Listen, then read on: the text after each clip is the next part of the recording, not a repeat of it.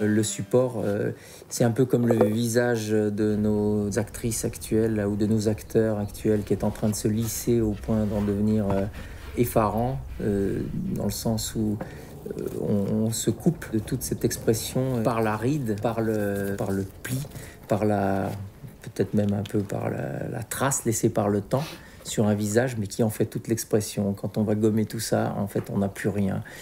Et donc moi, là, c'est vrai que ça fonctionne un peu de la même manière. Et donc les supports les moins nobles ou les moins destinés à s'effacer devant le rôle qu'on attend d'eux, c'est ceux qui m'intéresseront le plus. Exemple, le papier qui emballe le ciment n'est pas fait pour s'effacer, justement, le plus possible derrière le trait, derrière la tache, derrière la surface que le peintre ou que le dessinateur va y apposer.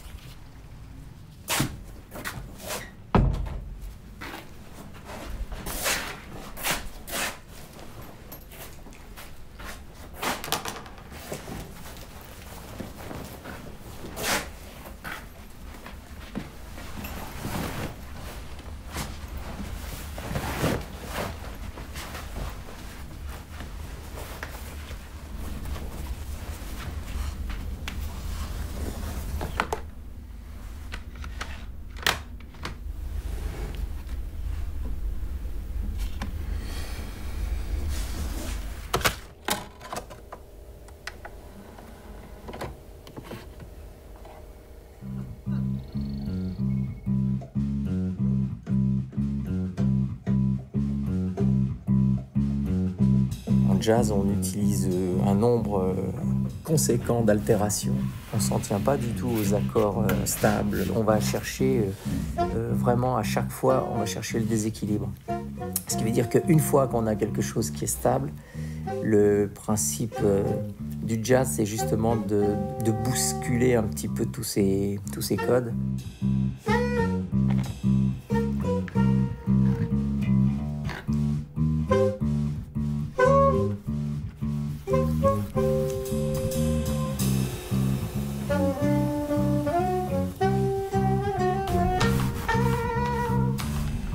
La grande qualité du jazz, c'est qu'elle enlève le complexe.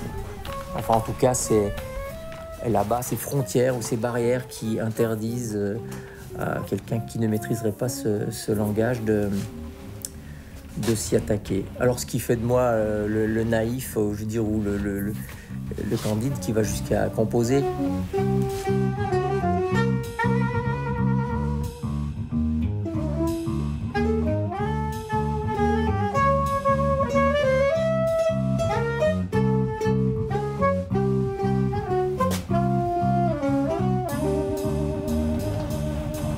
Quand j'utilise un support pas net, pas lisse, pas catholique, pas tout ce qu'on veut, je sais pas comment dire, j'ai l'impression que ce que j'attends de lui, c'est justement toute la part de mise en difficulté, toute la part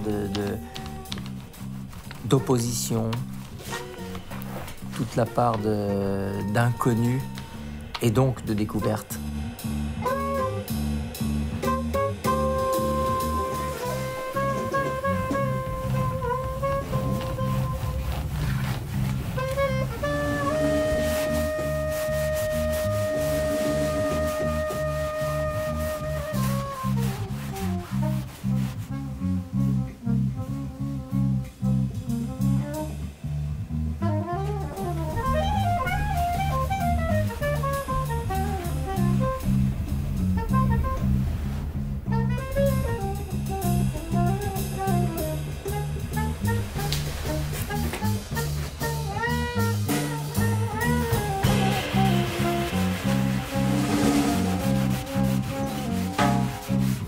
La première qualité des musiciens de jazz et notamment pour le coup des Noirs américains, c'est qu'ils n'ont absolument aucune peur de la fausse note, quoi. Aucune peur de la fausse note.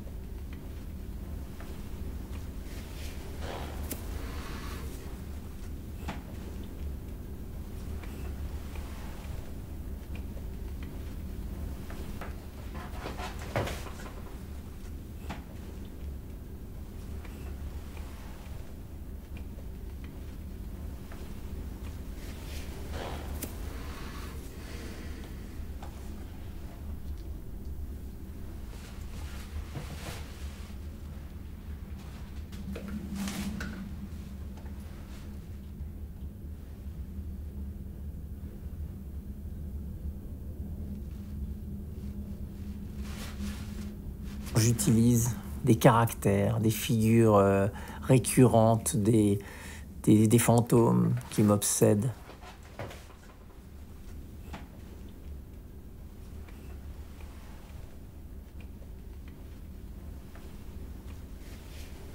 Il y a les figures qui me semblent être tout à fait à même de porter pour le coup le message que j'ai à leur suggérer. Il y a celles que j'aimerais vraiment pouvoir intégrer, c'est des fois ça marche pas, parce que c'est des figures dangereuses, c'est des figures, ouais, il y a des figures dangereuses comme ça, parce que dès l'instant qu'on les met sur la, comment dire, sur la toile ou sur le papier, c'est des fois un peu délicat.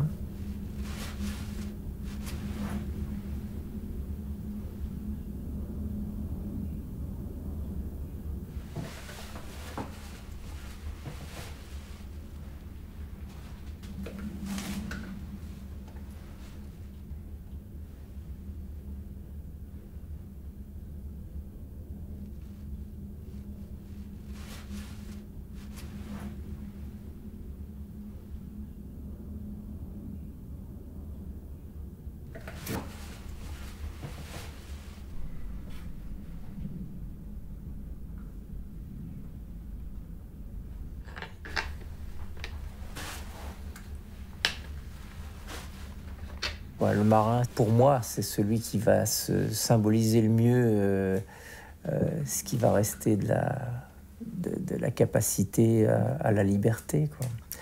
C'est-à-dire le courage de rester libre. Le marin, c'est celui qui décide de faire, de se lancer sur la mer en sachant pas ce qu'il y a exactement à l'autre bout, en sachant pas si c'est effectivement rond et que je vais retomber sur mes pattes, ou est-ce que c'est plat et que je vais tomber dans le gouffre. Donc lui, effectivement, il m'intéresse pour ça, dans le sens aussi où c'est celui qui échappe un peu à toutes les contraintes, ou qui semble échapper à toutes les contraintes, même s'il est bien emprisonné dans sa marinière, dans son maillot rayé, qui est une vraie structure.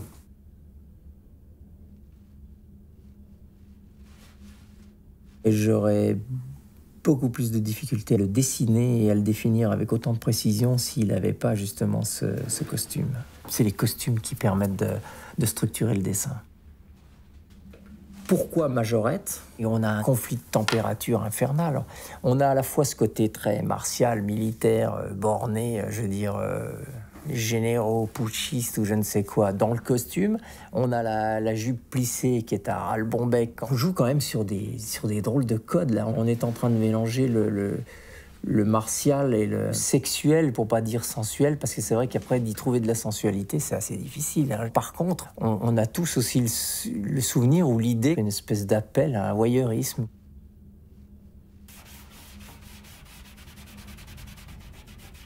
Lorsque l'on peint, lorsque l'on dessine, lorsque l'on laisse des traces, eh bien, la question du repentir, elle est tout le temps là, elle est tout le temps lisible.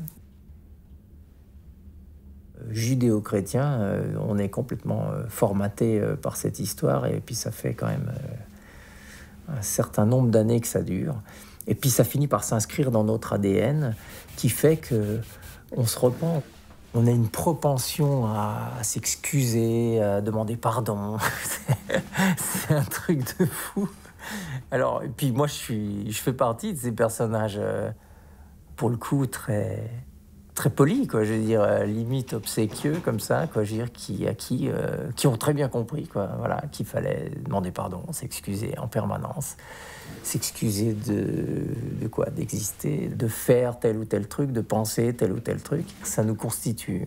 Et après, au-delà, par extension, ça devient un terme d'artiste.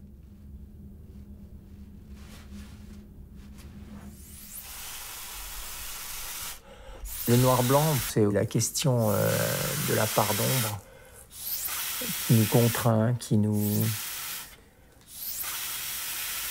qui nous met en action ou qui nous inhibe.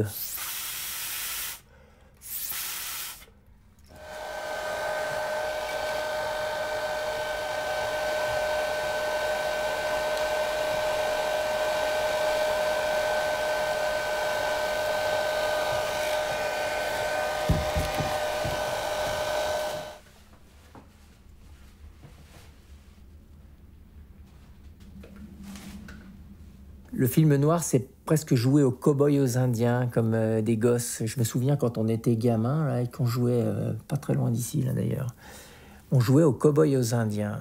C'est un drôle de truc, ça. C'est l'enfance de... C'est les prémices du film noir, cette histoire.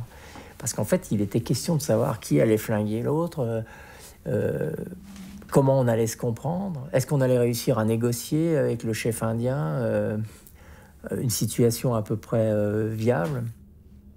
Le film noir, c'est celui qui nous parle de déboucler les coffres, hein, d'aller chercher le pognon là où il se trouve, et puis de se faire la belle, quoi. C'est celui qui nous parle de foutre une gifle à celui qui vous insupporte, quoi.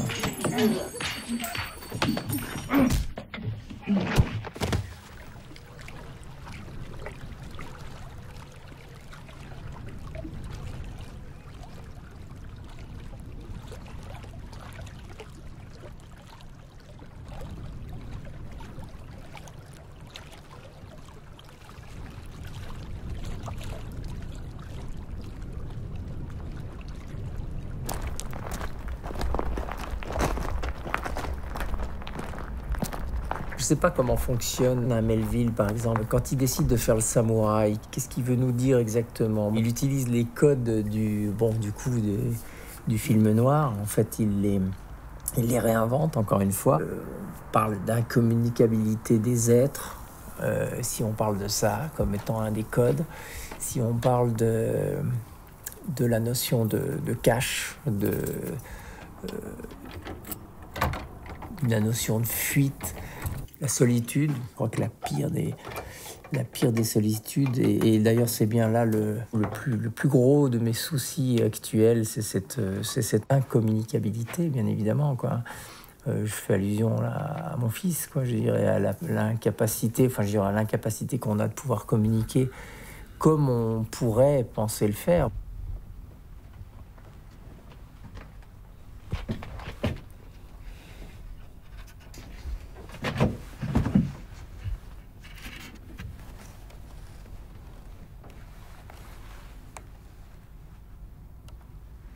J'aime l'idée de me saisir des codes qui sont propres au cinéma, d'essayer de les renverser, d'essayer d'utiliser un peu, si possible, ma pensée divergente, c'est-à-dire d'essayer de s'imposer, de sortir un petit peu du sillon, de l'ornière.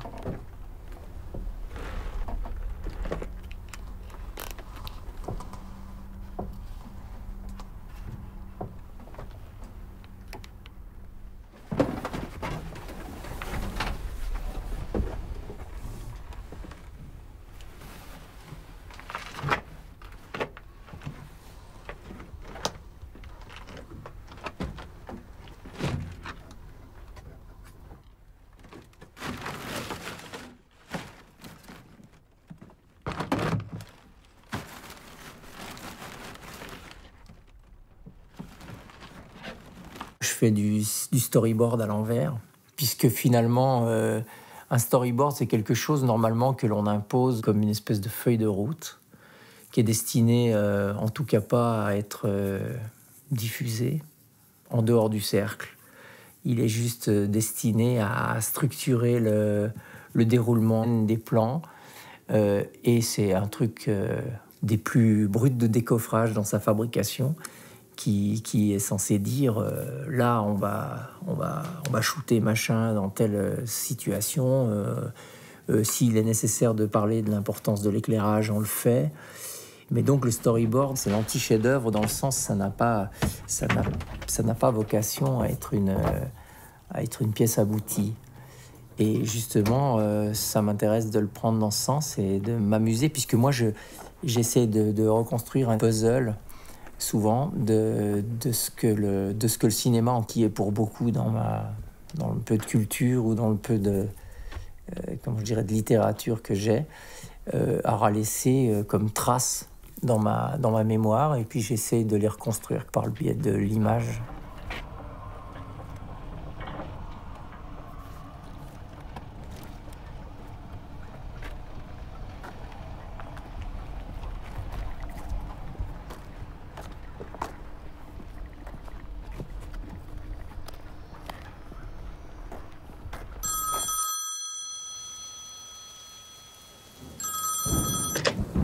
Oui, allô? Jeff, c'est pour ce soir. Allez chez elle. Elle dort. Très bien, j'y vais. Fais attention à toi.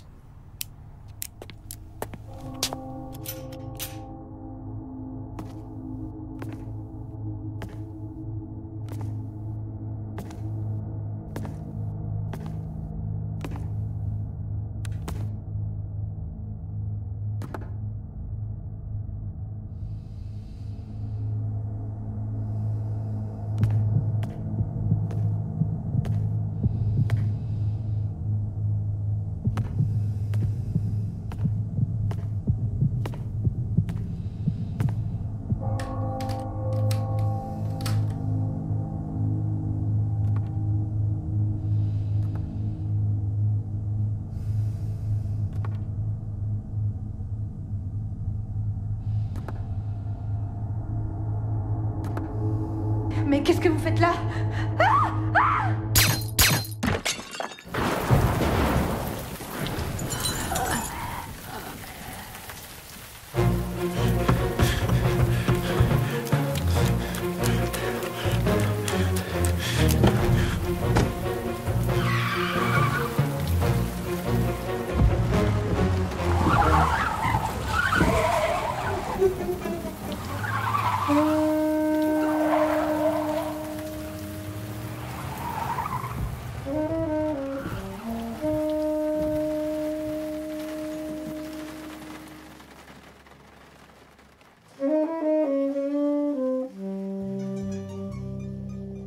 J'ai un amour sans borne pour la femme.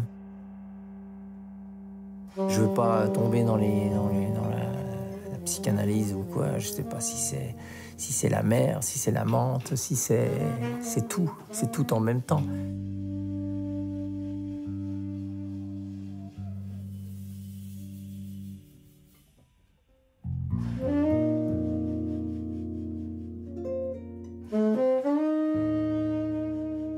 Fellini m'a permis sans doute de mettre le doigt et d'accentuer ma propre perception des figures qui faisaient mon imaginaire. Quand j'ai découvert les premiers films de Fellini, la première chose qui m'a, pour le coup, interpellé et tout de suite intéressé, c'est vraiment le sentiment de liberté. Comment on peut manipuler au bon sens du terme un spectateur, comment on peut lui suggérer des émotions en s'émancipant de tous les codes, quoi.